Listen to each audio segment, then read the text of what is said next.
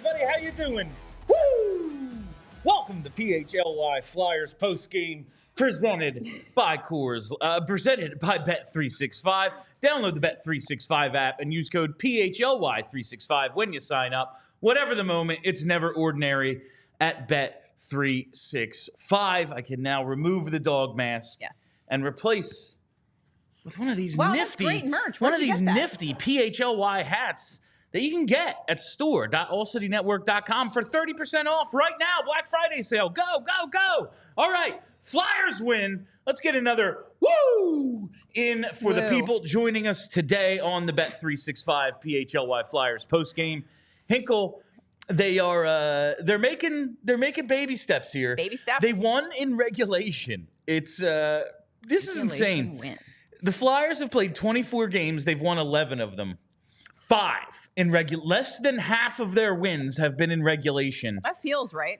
For comparison's sake, the Rangers, 22 games, 12 wins, one more win than the Flyers. Yeah. All 12 in regulation. What a concept. The Caps have 15 wins, 14 in regulation. The Devils, same thing, 15 wins, 14 in regulation. Carolina 16, 14 in So I don't know what the record is for games that go to overtime, but the Flyers are going to break it this season. Whatever it is. There's a lot to talk about. That was a fun game as we predicted. It was physical. Flyers came out right away, scored a ton, held on for the win. I just cannot believe it didn't go to overtime. That had all the makings. It was getting a little dicey there at the end. I will admit that I was a little bit nervous. And, of course, I turned to Hinkle with, like, I don't know, 10, 11 minutes left in the third, and I was just like, there's no way this isn't going to overtime, right? And the way I cursed William, we can't say the words anymore because we're on television. Why do you keep doing this to me? Yes. Because, honestly, like, maybe that was the jinx. Maybe I reverse jinxed it. You reverse jinxed. Yeah. Okay. But I need to start. Today's show really should be just about Travis Konecny. 13 goals now on the season. He gets one to make it. He scored the second goal. He makes it 2-0, like 4:28 into the first period. And then he makes it 3-1 with the empty netter. 13 goals on the season. And just bringing up the old NHLstats.com. You know how many guys have more than 13 goals? 7. 7 dudes in the whole league have more goals than Travis Konecny. Their names are Kirill Kaprizov, Mikko Rantanen, William Nylander, Braden Point, Alex Ovechkin, Leon Draisaitl, and Sam Reinhart.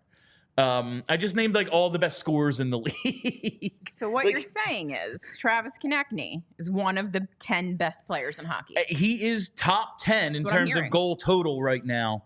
There's a lot of dudes with like 13, 12, 13, 14, but he's now in that 13 range.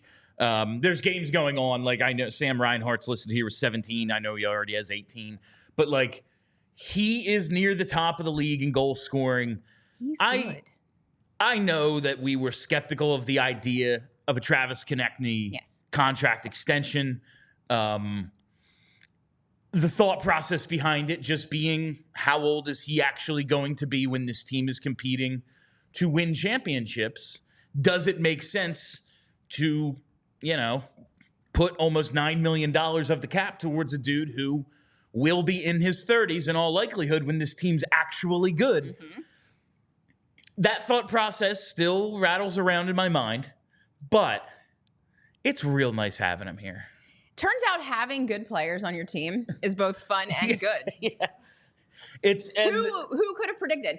I mean, I was with you on the Konecny extension. I just thought, maybe does it make sense? Right. Maybe we can do something else with that. Maybe we can get a really nice haul for him at the deadline if we traded him. But I'm going to be honest with you. I'm not mad about it. No, at this point, certainly. It's real good. As long as it was especially when they started saying the 10, 11 million, it was okay. But being sub 9 and where the cap might be going, I do think he can live with it. Now they do have a number of contracts that it's I think he can live with that. The Sanheim one looks like as long as he holds up is going to be a steal. Yes. That's great. Owen Tippett having a bad year. I think I know what he is, though. I'm feeling a little. He'll probably start scoring again at some point, if not this year, in the future. I believe Will he he's ever going to score be again? he's going to be at least a 27, 28 goal scorer. I hope.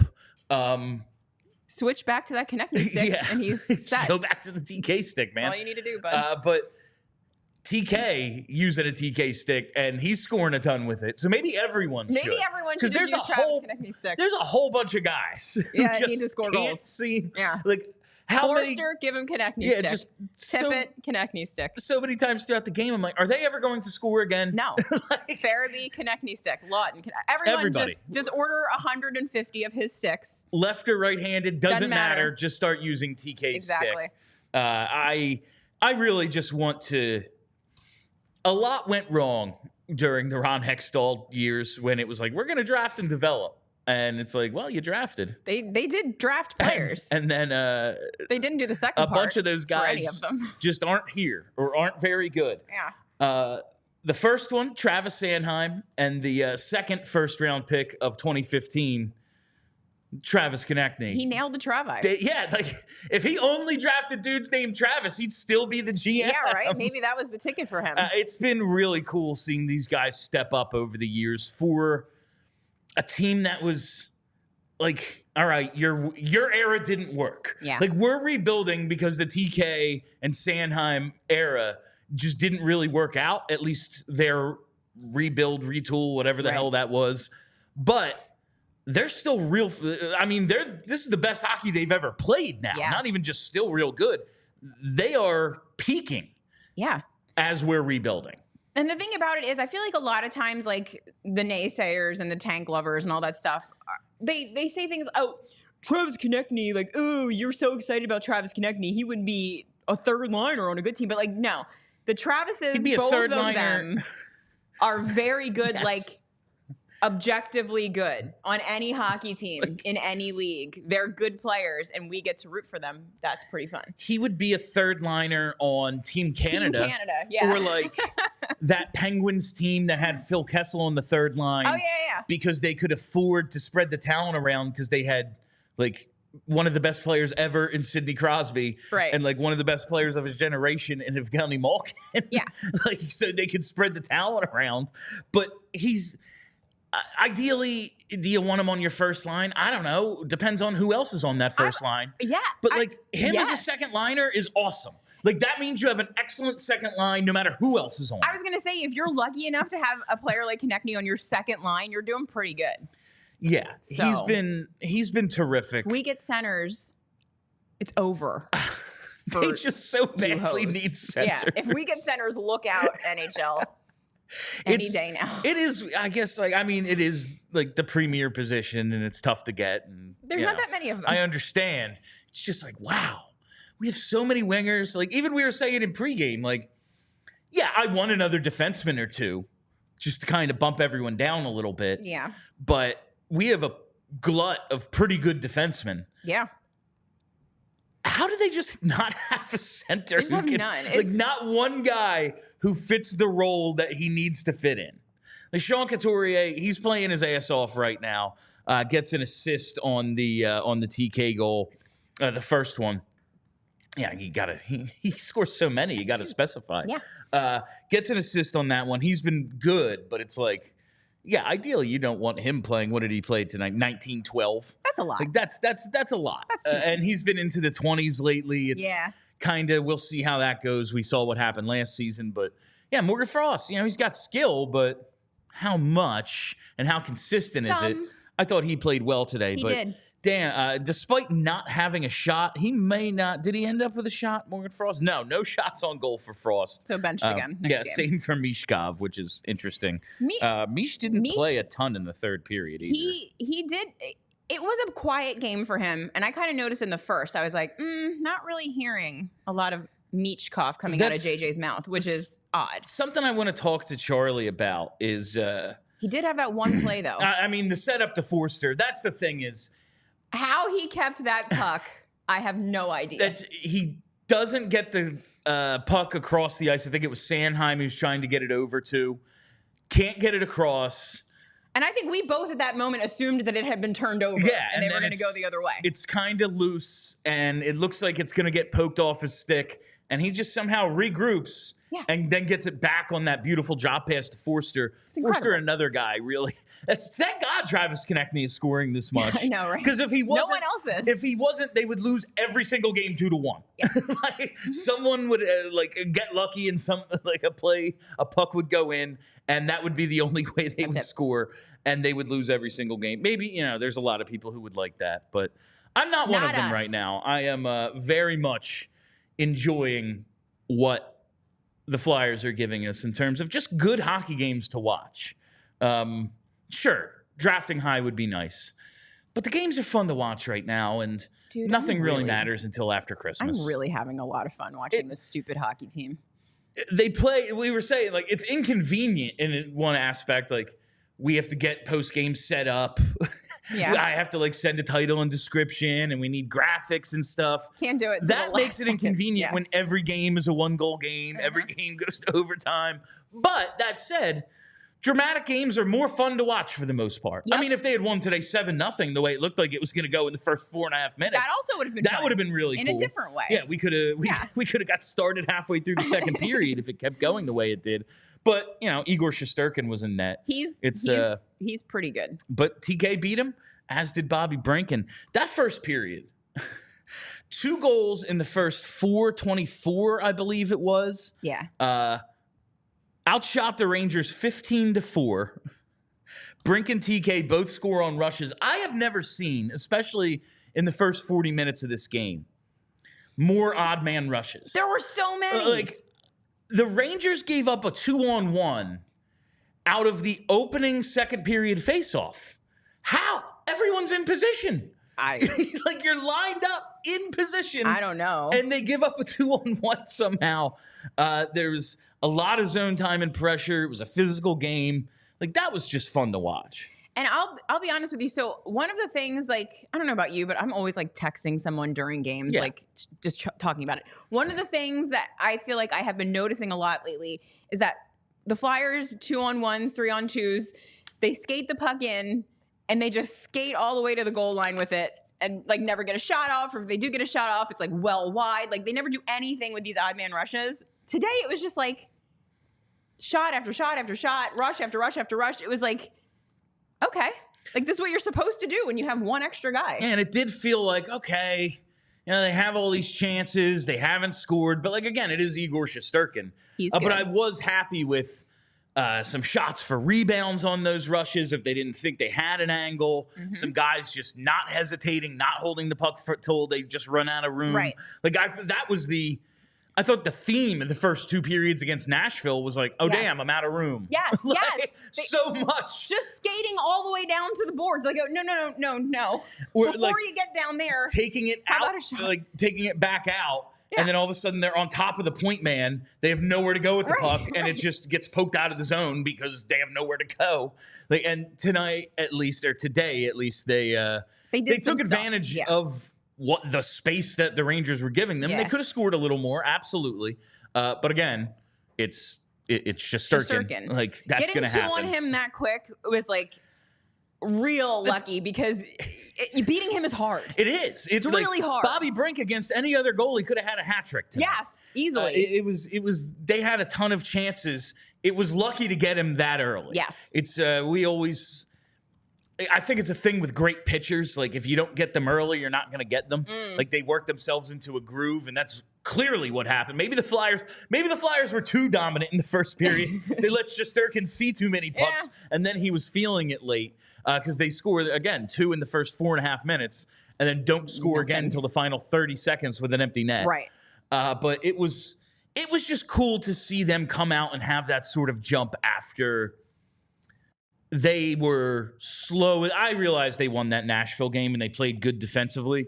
I don't know if they want to run. I don't know if they want to puck race that entire game. No, they looked like they ate their Thanksgiving dinner that night, and today they looked all fresh. And I don't know what it was, but they really had some jump to beat the Rangers today. Maybe it's the mustaches.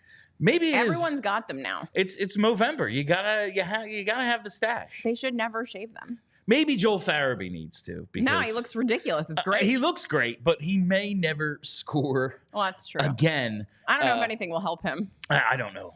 TK Stick. That's it. TK Stick, that's it. All right, before we go any further with today's show, I got to tell you about a couple of our sponsors, starting with Empire Today. 1-800-588-2300 Empire. With Empire Today, you get shop at home convenience, the right product for your needs, quick and professional installation, and that price match guarantee. I've been telling you for months now, Empire Today, it's the spot for new flooring. You know it, I know it, and the copycats know it. But those copycats can't beat Empire Today on quality, service, or speeds. They just advertise low-quality products. Oh, we have the lowest price. Yes, because you're putting flooring in people's homes that you wouldn't put in your own. Empire will never do that. Their philosophy is to help you find what you need, not overwhelm you with thousands of choices and substitutes. That's why they have a crack team of style professionals who comb through thousands of product samples each year to find the perfect styles. And you can see them all in the virtual floor designer. It's a great way to see how new floors will look in any room. Snap a picture and see how those floors look. So schedule a free in-home estimate today, and all listeners can receive a $350 off discount when they use promo code PHLY. Restrictions apply. See empiretoday.com/PHLY for details. And while we're here, all right, our Michkov bets at Bet365 did not pay off today. Oh, it was... You jinxed him. I did. I think I just need to maybe I should start betting on the opponent's props every night. And then that will jinx them, and the Flyers will go on to win the Stanley Cup. You should try it. See what happens. Whatever the moment, it's never ordinary at Bet365. Yeah, I haven't been winning a ton, but I've been putting all my bets in with Bet365. I'm a big fan of their app, the early payouts. I tell you all the time about how much fun those are. I've been enjoying Bet365. I think you will too. So download the Bet365 app. Use code PHLY365 when you sign up to get $150 in bonus bets when you bet just $5. Whatever the moment, it's never ordinary at Bet365. Must be 21 or older and physically located in Pennsylvania. If you or someone you know has a gambling problem and wants help, call or text 1-800-GAMBLER. And thank you to Bet365 for being our presenting sponsor. Yeah, Michkov, it's something I want to ask Charlie about. Yeah. Just a little pattern I've noticed in his production. A lot of his bigger games have come when there's more than one day between games. And they've been playing a ton of one on, one off, one on, one off. Not a lot of days off. So he's never played more than like 55 games in a season. Yeah. I just wonder if the grind and really how physical, I mean, Ryan Lindgren especially taking it to him tonight. Very scary to see. It's not like a criticism. This year, he's 19. He's here earlier than we expected. That's great. Yeah. It's all about learning what the grind of the NHL is. So when he's in his prime, he's not adjusting to these things. Yeah. That's great. But I do wonder if he's not fatigued, but just like getting worn down by the schedule. I mean, he probably is. I feel like he takes a lot of physical, like way more physical abuse than I frankly expected him to take so early. Like obviously any team coming in to play the Flyers knows that he's easily one of their best He's one of players. Two guys with a chance to score a goal. Right. So obviously you're going to target him, but like also he mixes it up too. Yes. Like he doesn't shy away from it. So he's definitely taking a lot of physical punishment that he's probably not used to. I don't watch a lot of KHL games, but I'm assuming it's not quite like this. There's like a couple of insane goons in the league. Yeah. And outside of that, I feel like it's I mean, I guess Tony the DeAngelo traffic and the yeah. So I mean, it's likely that it's going to grind on him a little bit. And so maybe like, I know we all kind of freaked out when he got scratched, but maybe because I mean, we talk about this all the time. This is the problem with the NHL. If you just approached this as we're going to sit this kid 82 is a lot. He's getting worn down, we're managing the loads, and we're going to make sure that he can go the full season and not get hurt and be able to, compete and all that kind of stuff. If they could just say that and scratch him everyone would be fine. But no, it has to be like, oh, Matvei Michkov is healthy scratched because he had 0 shots on goal. Like, it always has to be like a negative thing. And I wish that they could just every now and again reframe it as we're resting this guy because he's tired. Yeah, and if they did that, it would be great. He did not play a ton in the third period today. He was on for the power play, and he took like a full 2-minute shift there. Only played 3:18 in the third period. His third and final shift ended with about 7 minutes left, and it was 4 seconds long. I will talk to Charlie about it if he thinks he was benched or whatever. Not the strongest game for Mish, but the Flyers end up winning anyway, so it's not the end of the world. But yeah, like the Leo Carlsson, they tried that with Carlsson last year. Just like, listen, 82 is a lot. We're not trying to kill the guy. Right. We're gonna strategically sit him sometimes. Now, again, you can't do that at home.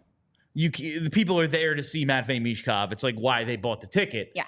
But I do wonder if maybe some sort of maintenance days, maybe, I don't know what it is, because you're trying to teach him so much as well. Like, you're trying to not have him separate from the team. Right.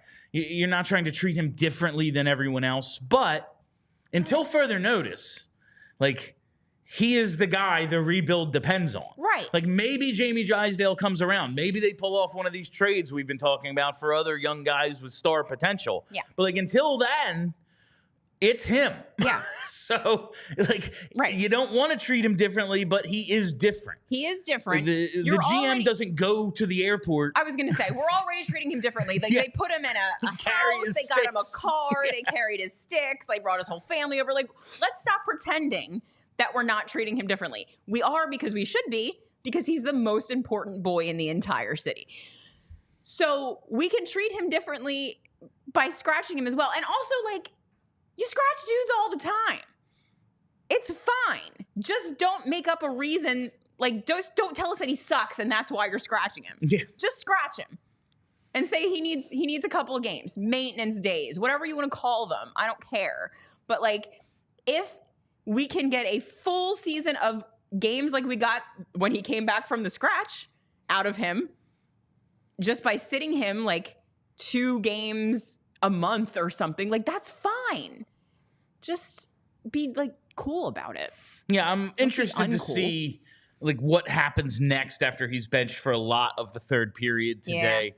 Yeah. He did not have a shot on goal. He did not have an attempt. And I believe the same goes for Morgan Frost. They are at least started the game, of course, as line mates. Where's Frost's event summary here? Yeah, no shots, no attempts for Morgan Frost today either.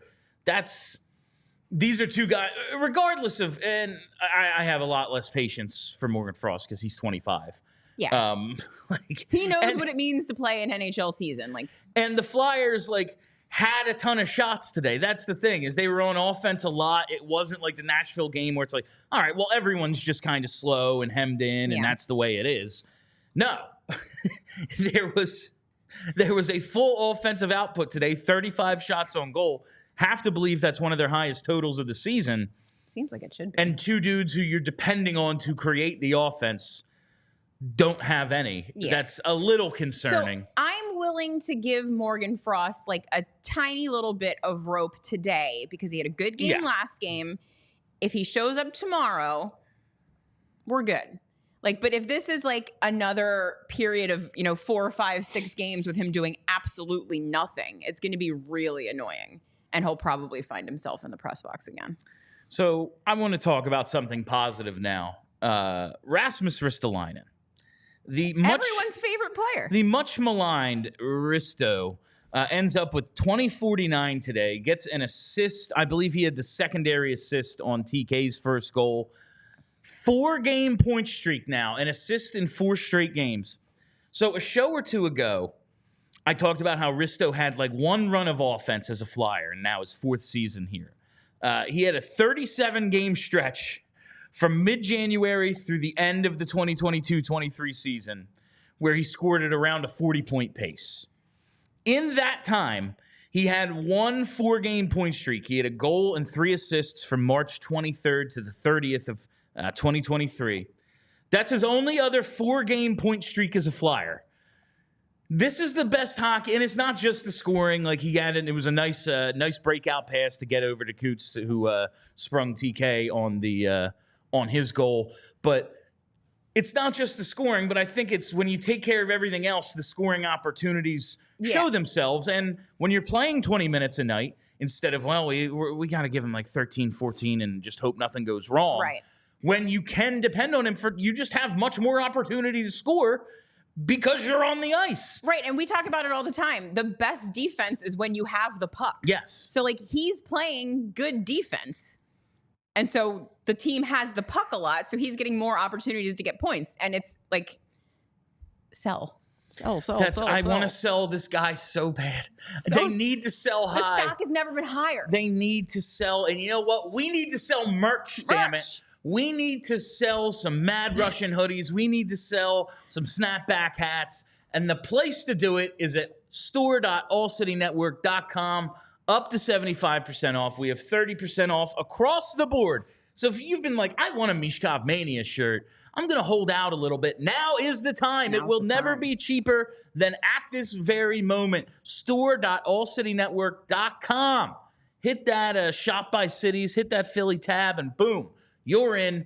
Take advantage of this sale while you can. It ends on, it's going to run through Monday, but now's the time, man. Right now. You got to get that, what I have deemed the Charlie shirt, which is the PHLY hockey shirt, which is Charlie if Charlie was a hockey player. If Charlie was a hockey player, yeah. I mean, obviously he's a redhead. Yeah. And Charlie is, Charlie.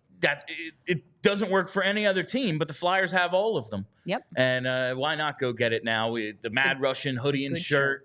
The Charlie shirt, the Michkov Mania shirt, all of them, and so many more available. Store.allcitynetwork.com. Black Friday sale, 30% off. Do it. Yeah, Risto, speaking of selling, Risto, like my fear with him now is waiting till the deadline and he gets hurt. That's the thing that can't happen. Like, obviously, teams are calling up like, oh, yeah, man, if you retain 50%, we'll give you a 3rd-round pick. And it's like, no, don't just sell him to sell him. Yeah, that's not enough. You need something back for him. Yeah. But I got to believe a dude who's playing 20 minutes a night and doing so very well, like, he's worth more. He just has to be. Yes.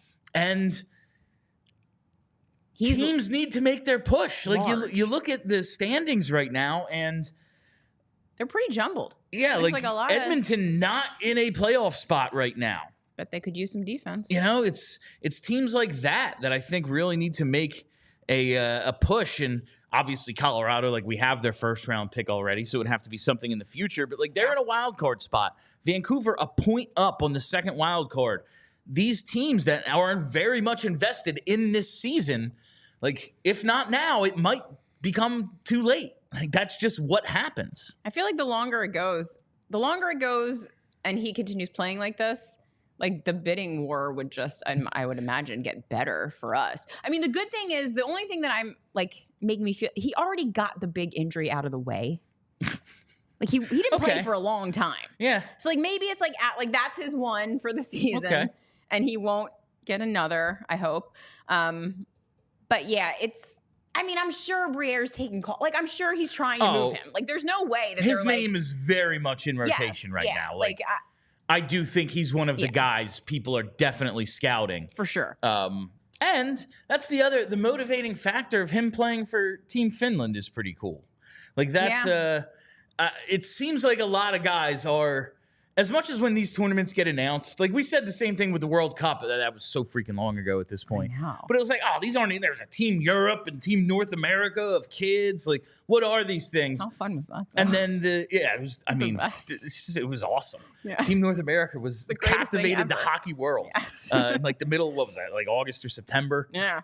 And then like the tournament starts and the players are into it. Because they don't get to go to the Olympics anymore. Like the players love international tournaments. Yes. And it's going to be a lot of fun. And it seems like Risto definitely stepping up for that as well. Whatever it takes. It's pretty cool to see. And I just am happy for a guy who like we've killed. Yeah, like from the second, like I blame him for almost, I thought, was like going to ruin our draft party that one year. We weren't wrong. Yeah. Like, we weren't wrong. Yeah, we they were just looking happened to at get Brad all Shaw. of the historical data available to us. And then also all of the time we were watching him before he got good. He just happened to get good. This is excellent for all of us. Like, no one wanted Ristolainen to stay bad. No. Like, that would be a strange thing for me to root for. We just didn't want him because we didn't think he was good. Because he was never good before. So it just so happens that we have a wizard named Brad Shaw who fixed him. And now he's a pretty dang good NHL defenseman. And that's awesome for like a million reasons. Because A, if we're stuck with him, he's good.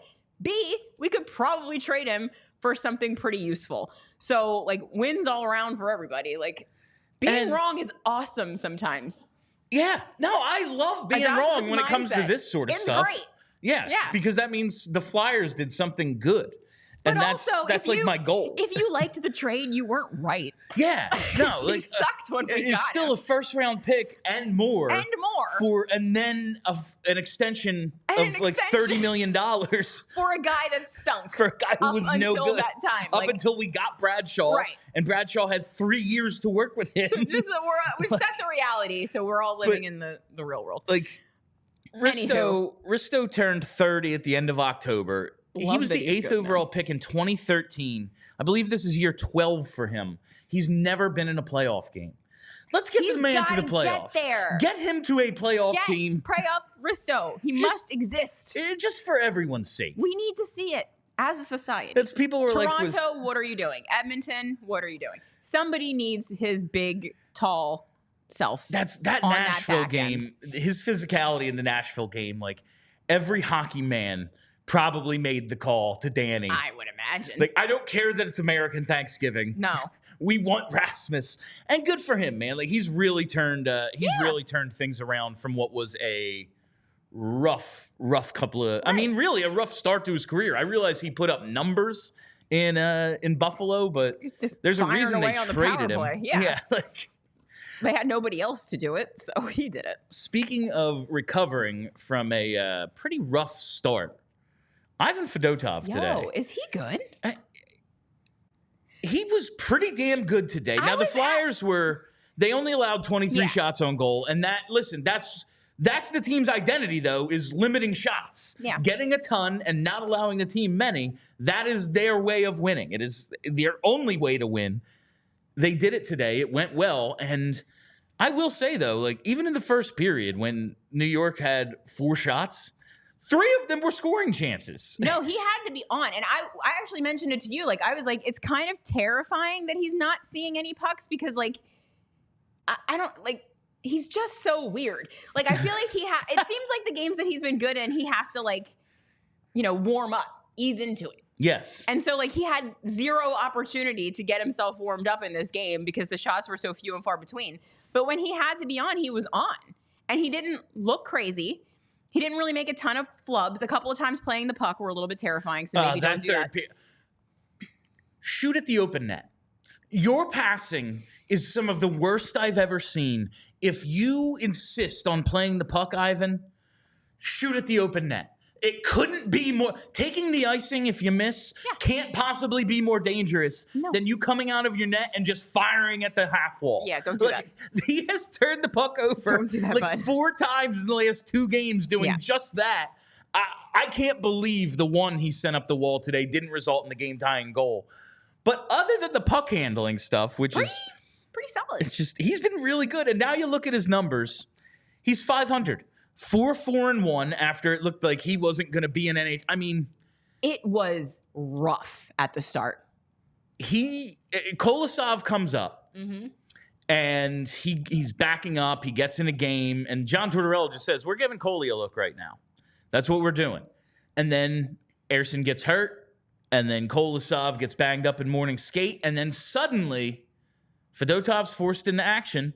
And he's been good ever since. Yeah. He really has been. 881, his save percentage is up to now, which, to be fair, when it starts save percentage is ass this season. When the league average is like 900. But, so, like when you look at how, you just look at the game log for Ivan Fedotov, and it's like, it started out pretty rough, but now you see, like, his last few games, starting with, where did it go? The Tampa Bay game, like 957, 892, 920, 892. He had an 867 in there against Vegas. That's horrible. And then a 957 today. 957. He was a winner. He's been good in like a number of starts, like his last 5, really. If nothing else, like 100% a serviceable NHL backup, which is what we needed. My goal, and it didn't look like he was at the beginning. No, it looked like it was like, oh, well, this is just a waste. Like, yeah, are they going to terminate his contract and let him go back to the KHL like by Christmas? Like, that's what I thought was going to happen. Like, they come out of the Christmas break, they're on the Disney on Ice trip, and it's like we never see him again. Ivan Fedotov is no longer with the team. That's what I thought was going to happen, but everyone chilled out. Sometimes you just gotta choose chill. Look at that, folks. That's a professional. I know that was a horrible setup. That was on me, Brent. Beautiful. I forgot what I was doing in the middle of like setting up a read. Between work, social media, and the choices life throws our way, it's no wonder we're all just worked up. Coors Light celebrates rising above and choosing a chill mindset. And I know that's tough to do. We follow this hockey team. It's really difficult to be chill. And that's why sometimes you just need to take that step back. You need to have an ice cold Coors Light. You need to find those Blue Mountains in your fridge, because rather than freaking out about goalies and injuries and trades, choose chill. Choose Coors Light. Find those Blue Mountains in your fridge and enjoy a beer as cold as the Rockies, because when everything surrounding your favorite hockey team is on fire, sometimes you just got to chill. Make the most of the times you choose to chill. Choose Coors Light. Get Coors Light delivered straight to your door. Find a store near you by going to CoorsLight.com/PHLY hockey. Celebrate responsibly. Coors Brewing Company, Golden, Colorado. While we're here, listen, everyone I know is sick, has been sick. I look at him, I'm like, you're going to be sick. You got to get out to Rite Aid now and help protect yourself against pneumonia and all the diseases of the season, because that's what's going on, man. Everyone is freaking sick. And right now, adults age 50 and older are eligible for the pneumonia vaccine. Used to be age 65 and older. The CDC lowered the age recommendation because millions of people get pneumonia every year. It's a respiratory illness, and fall and winter are the time when germs that cause respiratory disease typically spread more in the community. So now is the time to get vaccinated and help keep you and your friends and family healthy, because some people, you get pneumonia, it's mild, maybe it's walking pneumonia, you're all right. Others experience very serious complications, and the vaccine is one of the best ways to help keep yourself healthy, and it's usually no cost with insurance. Getting vaccinated is easy. Just walk into your local Rite Aid or schedule online at riteaid.com. And if you're unsure of what vaccines you may need, just ask your pharmacist for a personal recommendation. Stop by your local Rite Aid today. Yeah, it's an interesting game today for a couple of younger guys, wingers that we've been waiting to see a little bit more out of. Tyson Foerster and Bobby Brink. Foerster ends up, a tale of two dudes who weren't scoring. Yeah. Tyson Foerster ends up, honestly, like he could have had a few goals. He had a few opportunities today, doesn't put them in the net. But he does create the first goal of the game, making an incredible play from the defensive end, blocks a shot, wins the race to the puck. That was pretty He sick. was moving. For a guy who sometimes you see him in these races and like potential rush situations, and it's, he got caught. Like, he was really moving to get around and at least keep in front of or alongside of Adam Fox, and then a great pass to set up Bobby Brink in front, and Brink finishes it. Really liked what I saw out of Tyson Foerster today, at least in terms of like noticing him. Yeah. That's kind of been the thing that's worried me a little. It's like, all right, now it's like Owen Tippett has disappeared, but early in the season it was like, all right, he's creating. He's going to get his opportunities. It just isn't happening for him right now. Foerster just kind of seemed, I don't know, like where have you been? Yeah. Today he was all over the place. He was. He did have a good game despite not scoring any goals. But that said, he's approaching Owen Tippett levels for me. Speaking of, I feel like maybe it's time for Owen Tippett to take a little trip upstairs.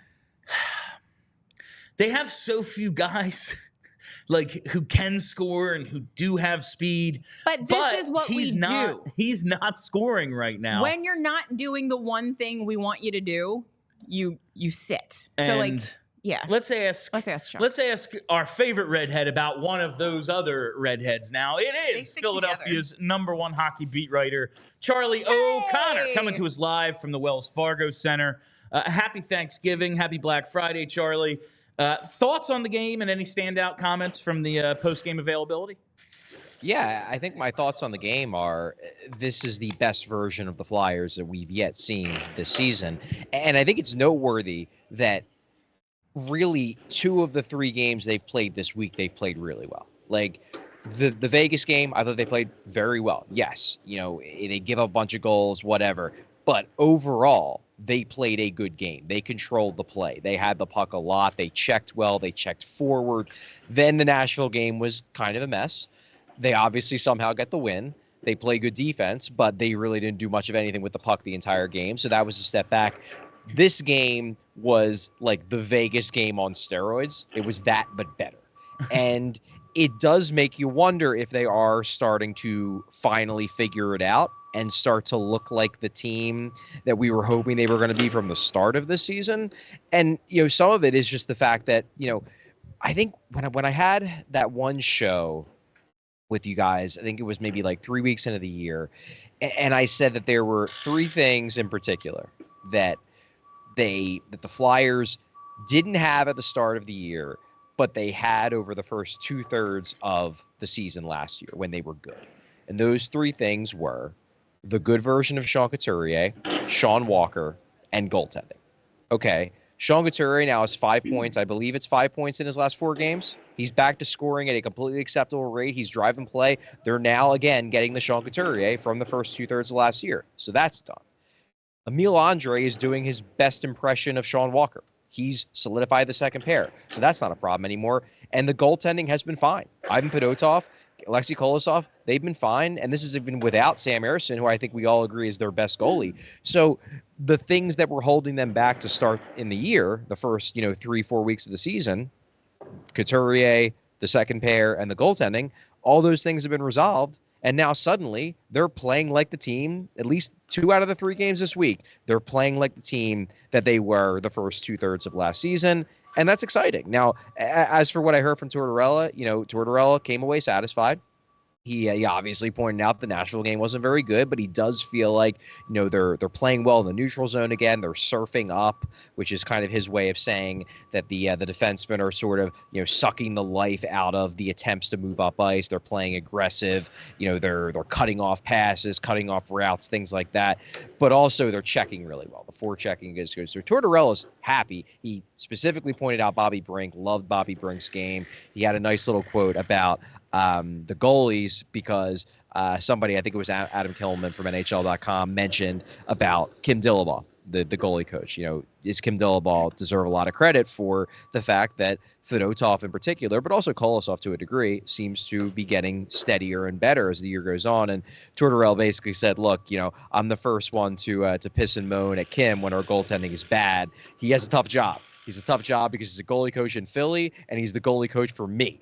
And the fact that he's doing as well as he's doing and the goalies are doing as well as they're doing really speaks to Kim Dillabaugh and how good of a goalie coach he is. But Tortorella's happy. I'm happy. This is the closest I've seen the Flyers look to being that team that impressed us so much in the first 2/3 of the season last year. And if Couturier can hold up, if Andre is legit, and if the goaltending stays stable, maybe this is the Flyers the rest of the way. And that's a bubble playoff team, and that's exciting. It is. You mentioned, it's not only like Kim Dillabaugh, Philly, John Tortorella. Also, the 2 goalies he's got right now are rookies adjusting to North America for the first time, which we're finding out is the hardest thing in the world for goaltending to do. Fedotov was genuinely good today. Even in the first period, I was saying to Hinkle, the Rangers only had 4 shots. I think 3 of them were scoring chances. Yeah. He had to be sharp, and sometimes we hear goalies want to see the puck. We talked about Shesterkin. I think the Flyers kind of pouring it on early may have helped work him into a rhythm, and Fedotov not really afforded that. Like, I was really, really impressed with him. How do you think he has adjusted over these last couple of weeks? I think he's been perfectly solid. I thought that the two biggest saves he made in this game were at the end of the first period. He makes a big save on Brett Berard right in front, and then he makes arguably an even bigger save on Lafreniere. I believe it was on an odd man rush. Right at the end of the first period, Flyers had dominated the first 17 minutes of that period. They were by far the better team. Rangers barely looked like they should have been on the same ice surface as the Flyers. If they get one of those two goals and they can go into first intermission as bad as they played, down only 2-1, they might come out in the second period and just blow the doors off the Flyers and be like, well, we're right in this. Boom. Now, obviously, they get the one goal in the second, so they do cut it to one eventually. But I just feel like it's a totally different game if Fedotov doesn't make both of those saves. I don't think Fedotov has been incredible. I don't think he's been, a high-end elite goalie or anything, but he's clearly way better than he looked in those first three games when he didn't look like an NHL caliber goalie. And the fact that this is a running theme through a lot of the questions that were asked, I suspect a lot of people are going to be writing this type of column after this game, is just the idea of the fact that the Flyers are doing this, that they're playing well, they're winning more games, they're above Hockey 500 for the first time since the first game of the year, and they're doing it without Sam Ersson. That's impressive. It is, and it's impressive because it implies the team has stepped up, and I think they have, especially in 2 of the 3 games this week, first the Vegas game and then this one, where it looks like they're honestly structurally playing better. But also it speaks to the fact the goalies have stepped up. Fedotov was still playing the way he was in the first 3 games. It wouldn't matter if the structure was better.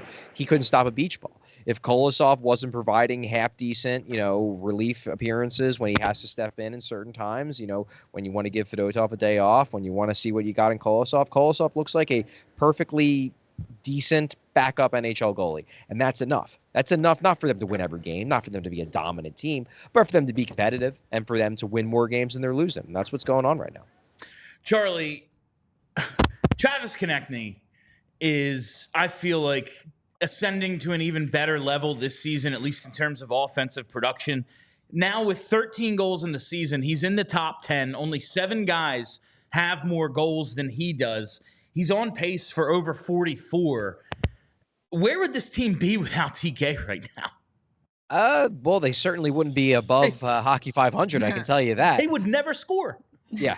Look, I think there's a lot of gambles that the Flyers made, in terms of like, well, we're going to trust that the young guys are going to take steps forward. So far, that hasn't worked. Yeah. One calculated wager that they made in terms of deciding to sign back Travis Konecny versus trading him was, if we get him more talent around him, particularly on the power play, this might be an overpay if he's only a, 75-point guy. I know some people are, he's only 60 points. Like, yeah, he's basically point per game. But if he's only 75, but I think part of the Flyers' idea was, if he's on a team with some help, he's probably a 90-point guy, a 40-goal, 90-point guy. Well, so far, he looks like a 40-goal, 90-point guy, and I think the big part of that is just the fact that suddenly the Flyers have a power play. It's not an amazing power play, but it's a functional power play. He's got 5 power play goals. Like, looking at his numbers, so he has 5 power play goals and 2 power play assists in 23 games. Last year, he had 4 power play goals all year. Okay, like, that's the difference. He's just as good as he's always been at 5-on-5. It's just that finally they're getting something out of him on the power play. And I don't think it's because he miraculously got better on the power play. It's just because now the Flyers have Matvei Michkov on the power play, so they can do more. So I think a lot of his jump, and I don't want to take anything away from Konecny. I think Konecny is a really good player. My point is that he was always a really good player. He was a really good player whose numbers were deflated by the fact that he didn't have a lot of help around him in terms of offensive support. Now he's got more support, namely in the form of Michkov on the power play, and suddenly his numbers are looking like what they would have had to look like for more people to have been okay with that contract. Now they're looking like that, so now it's a lot easier to be like, yeah, I understand why they signed him that deal, because their wager was that if you give him more help, he's going to score more, and that's exactly what's happening. Owen Tippett led the team in power play goals last year, 5. Yeah. 5. There we go. He has it at the 24 game mark, 23 He might game have mark. 5 goals this entire season this year.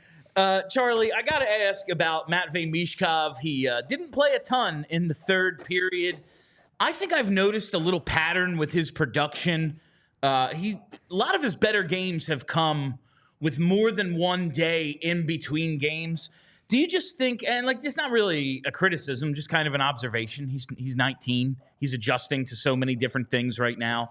But do you think maybe he's just getting a little worn down by this schedule and how physical teams are being with him? Well, so do I think that that's playing a role in his season? Yeah, probably, because it's a new beast. The NHL is a new beast. It's a bigger league. It's a faster league. They play more games. Yeah, I'm sure there are times that Michkov is getting worn down. That said, you threw a lot at me there, so I'm going to have to break it down in individual things. Your first thing was he didn't play that much in the third. I thought Michkov had a pretty good game.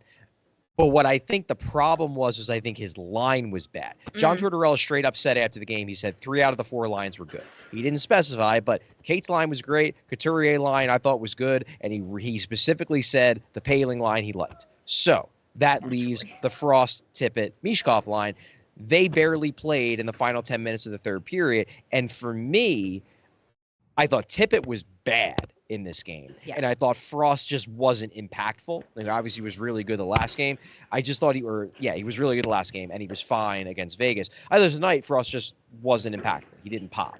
So I think the reason why Michkov got his minutes pulled back was less ripping him. It was less him getting benched, and it was more just like, well, we got 4 lines. 3 of them look good to Torts' eyes. 1 looks bad, so I guess I'm going to roll with those 3 lines. Like, I don't think this was punitive. I just think that his line wasn't very good, and I think the reason why it wasn't very good wasn't his fault, because he made some good plays. He had that one ridiculous pass to Foerster where the first one kind of gets blocked, and because he's a hockey genius, he just immediately realized, oh, no, I can just do a drop pass to the guy right behind me. Like, he made plays. I thought he did good things in this game, but I thought his line mates, particularly Owen Tippett, did not do good things in this game, and I think as a result, he kind of maybe just was the unfortunate cost of his line mates not playing well. Then Torts just like, well, just bench the whole line and go with the 3 lines that are working.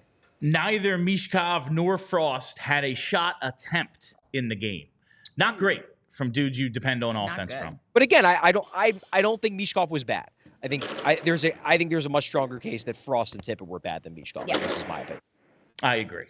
All right, getting back to some good stuff, Chuck. Bobby Brink was all over the ice in this game. I think we've kind of always been big fans of Bobby Brink around here, but it's kind of like, I think, still up in the air as to what kind of player he's ultimately going to end up being. When you see him play a game like he played today, getting chances, flying all over the ice, what does that make you think this Denver product's going to end up being? Well, I think he's an NHL player, to be sure. And I think he's going to be a quality depth scorer.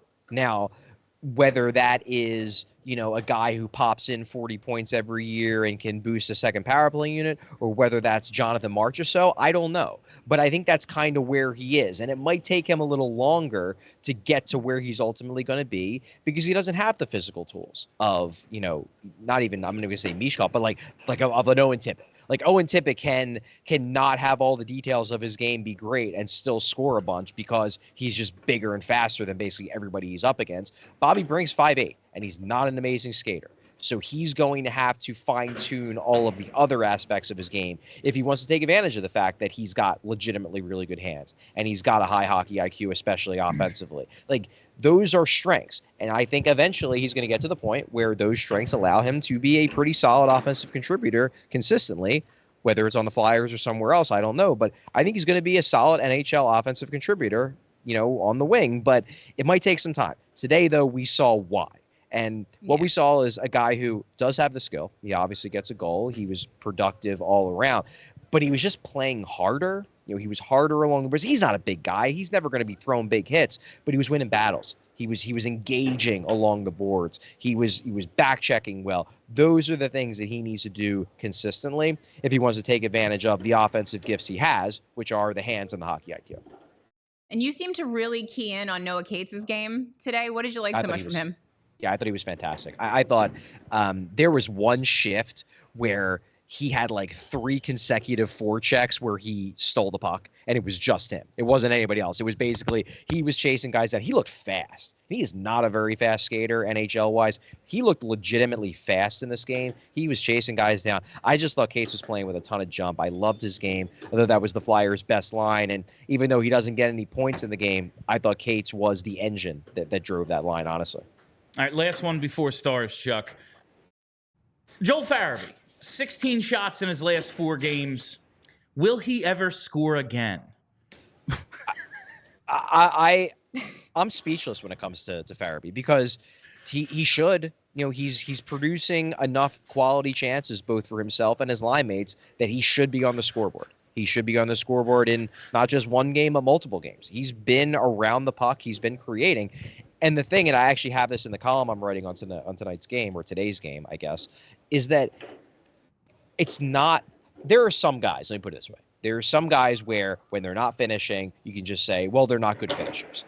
And this is just part of the thing. You know, he's just not that great of a finisher.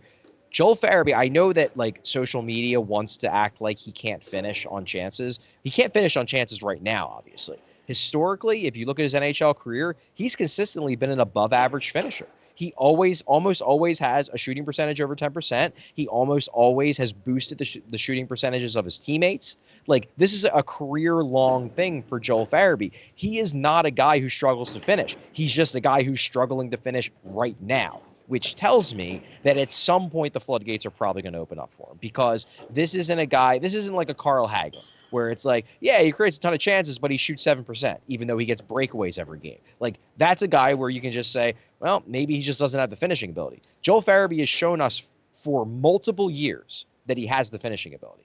He's just not finishing now. So I have to believe, based on what I've evaluated from him over a large sample size, not a small sample size, but a large sample size, that eventually he's going to start finishing. It's just right now he's not, and it's crazy because of how many quality scoring chances he's creating. All right, Chuck, hit us with those 3 stars, starting with star number 3. Yeah, star number 3, I'm going to go with Noah Cates. I know he didn't get on the board. I know he didn't score any points. I thought he was one of the best players on the ice in this game. Yeah, looking at his underlying metrics, he led all Philadelphia Flyers players with an 86.42 expected goals for percentage at 5-on-5.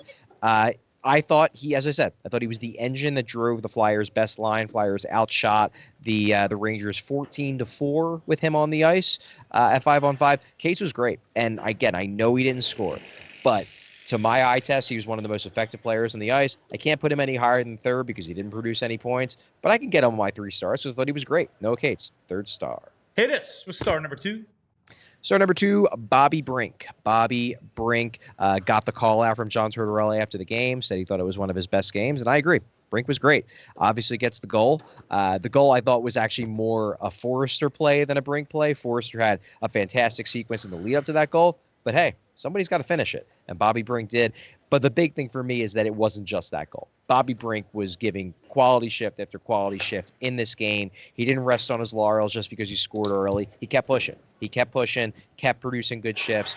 And overall, I thought it was, maybe his best game of the season, probably his best game of the season, probably one of the better games I've seen him play all around. If we're talking about all 3 zones, Bobby Brink, a slam dunk, 2nd star of the game. Before the 1st star, I'd just like to say we appreciate those of you watching on TV. Head over to allphly.com for more of the show. And more of the show is going to be Charlie O'Connor's 1st star of the game. Yeah, 1st star of the game is one Travis Konecny. As you said, Konecny, it's hard to fathom where this team would be this season without him. And I've made the point, I think I made the point in our, either it was our last post game or the post game before, one of the post games this week, that I think Konecny is playing through something. He got banged up, I believe, in last Wednesday's game. Then they had off on Thursday. Friday, they practiced again, but he didn't practice. And whenever a guy misses a practice after an off day, you always operate under the assumption there's something going on. Basically, since like the 3rd or 4th game of the year, Konecny's been late to the post-game interviews whenever we request them. Like, that's the reason why I'm a little late, because we had to wait for Konecny. And the reasoning has been he's getting treatment. He's been getting treatment after basically every game since like the 4th game of the year. I think he's playing through something, and to be playing this well, despite the fact that I have a hunch he's not playing 100%, like, that speaks to not just how good of a player he is, but just the drive that he has. Like, at the very least, I think he's banged up from something from last week, but this is a guy who he's the best player on the team. He knows he has to be the best player on the team, and he's getting it done on a nightly basis. And tonight was no exception, and for that reason, he's my first star of the game. Oh, Canada. All right, Charlie, you will be in studio tomorrow for pre and post game, so that'll be a lot of fun. Yay. Make sure everyone tunes in for that. Until then, thanks a lot, Charlie. Enjoy the rest of your Friday. Bye, Charlie. All right. Yep. Thanks, guys. All right, that is Charlie O'Canada coming to us live. Coming to us live from... Was that really that funny? That was good. I just didn't see it coming. It was good. Coming to us live from the Wells Fargo Center. He'll be in studio for pre and post game tomorrow. A rare treat having Charlie around. It is. All right, so let's hit those super chats. Hey-o. All right, first one here from Gary B. Why not us? Hopefully this two game streak is the start of a larger win streak. Yeah. Let's go Flyers. 10 games, baby. Let's go. That's the thing. Like, if they're going to win, they might as well make the playoffs. Yeah. You know, like picking 11th, 12th, what the hell's the difference? Might as well just go get some of that playoff experience everyone's talking about. But also, still sell at the deadline. Rasmus Ristolainen, like today. Yeah. All right. From Corey. Corey says TK pantsing Trouba for the second goal.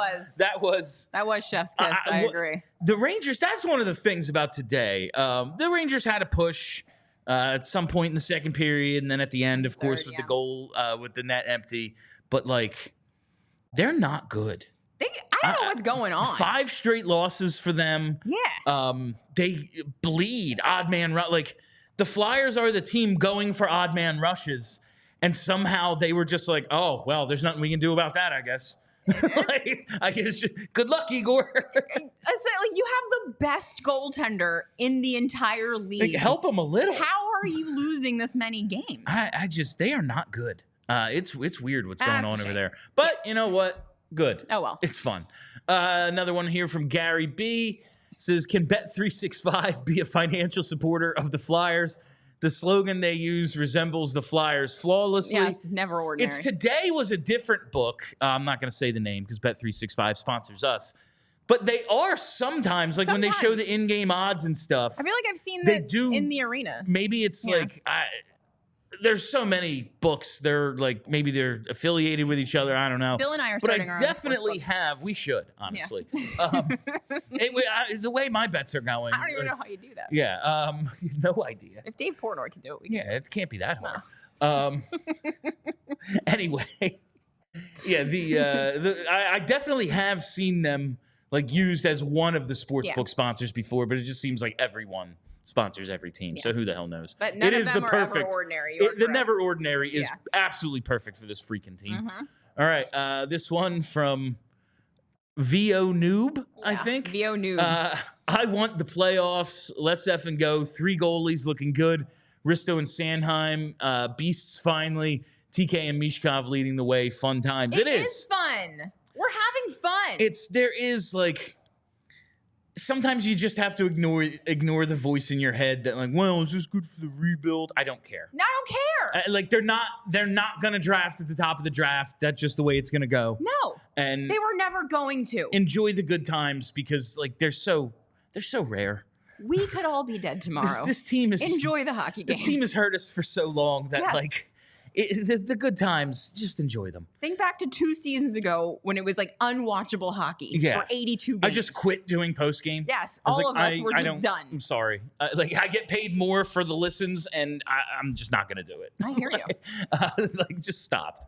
All right, this one from Souls Ghoul. Is that what it says? Souls Ghoul. Still waiting on Tippett to score some. Was great at night for a lot of it. When does the concern start about his lack of points? You guys are great. Thank you. Started 2 weeks ago? 2-3 weeks ago, I think the concern started. I've had about enough of him. How about just hit the net, bud? I think he's going to be all right in the long run. I hope so, because we're stuck with him. I'm kind of just chalking this up to sometimes scorers have down years. I guess. It does happen. We're hoping for him to take a step. His level of production the last 2 seasons, I think that's good enough for the contract he got. Yeah. But we need surplus value somewhere at some point, like they're getting out of Travis Sanheim. Like that's how you win, is guys are better than their contracts. And in year one, he's worse than his contract. Yeah. I think he'll be Not fine, throughout the course of the deal, but I hope so. It's very annoying when this happens. Oh, he's real annoying. It's real annoying. That's the word. I'm ready for him to have a seat. Like we were talking, Sam Reinhart scored again today, and it's like, oh yeah, like Florida, and Florida got him at a discount because it's Florida, the Cup team with no tax. Like that's what's going to happen. I have to mention the tax with you, but like guys sign deals. It's like, oh, they have a down year, and it's like Sam Reinhart's on pace for even more goals, and he had a ridiculous year last year. Like, why can't that happen to us once? Yeah, why can't it, Owen? Just one time. Could you just do it? How hard could it be? Love you, Black Gritty. We're not talking about you, Owen Tippett. Oh, is his name Owen? Yeah, I didn't know that. Yeah. I love him. He's great. From you thought his name was actually. I knew his name wasn't Black Gritty. How funny would that be if that was his actual name? Though? Legally change his name. Legally change it. Yeah. Steve Austin. From JH, brought my wife and they weren't an embarrassment. Isn't it great when that happens? It's so nice. Yeah. Like today wasn't like the national game, but like the Black Friday game against the Rangers, it just has a high ceiling for like a high potential for embarrassment. Right. You get taken over, the Rangers blow you out.